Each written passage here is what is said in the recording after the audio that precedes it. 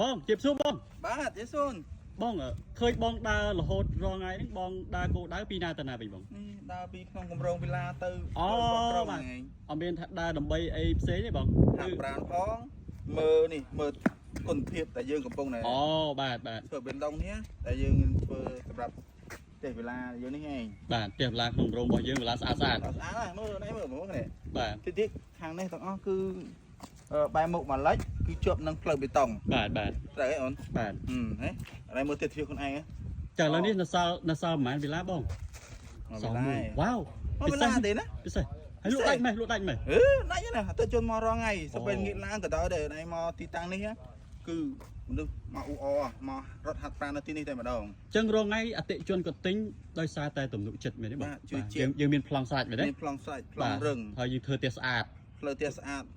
ផ្លូវរត់បាទនេះផ្លូវរត់នេះផ្លូវធ្វើបេតុងទៀតណាបេតុងបាទអូខេបាទនេះថតគាត់មើលអូនេះស្អាតមែនទេបាទនេះផ្លូវរត់ណាបាទផ្លូវនេះធ្លុះទៅផ្សារគោកធ្លុកផ្សារថ្មីបាទអញ្ចឹងបងមានអីពិសេសសម្រាប់អតិជនដែលគាត់តែងតែតាមដានវីដេអូរបស់បងឃើញបងធ្វើលំផ្ទុះខ្លាំងណាបាទអញ្ចឹងបងមានអីលក្ខខណ្ឌដូចជាបងបានបានបងឮថាបងមានលក្ខខណ្ឌពិសេសសម្រាប់អតិជនតើអតិជនអាចបង់ជាមួយគម្រោងបានអត់បានអូនមកឥឡូវនេះមករំលោះរយៈពេល2ឆ្នាំអត់មានការប្រាក់ឯងវ៉ាវពិសេសមែនបងពិសេស2ឆ្នាំបងប្អូនគាត់គិតមើលអូអ្នករ៉ូស៊ីយូ2ឆ្នាំបាទ2ឆ្នាំបរិស័ទអីទិញទ្រព្យបាទអញ្ចឹងចូលរួមមុនប្រហែលដែរបងប្រហែលជាតិចតួចហ្នឹងអូខេតិចតួចអាចតែមកបង់ប្រចាំខែជាមួយគម្រោង2ឆ្នាំទៀតបាទពិសេសមែនទេអញ្ចឹង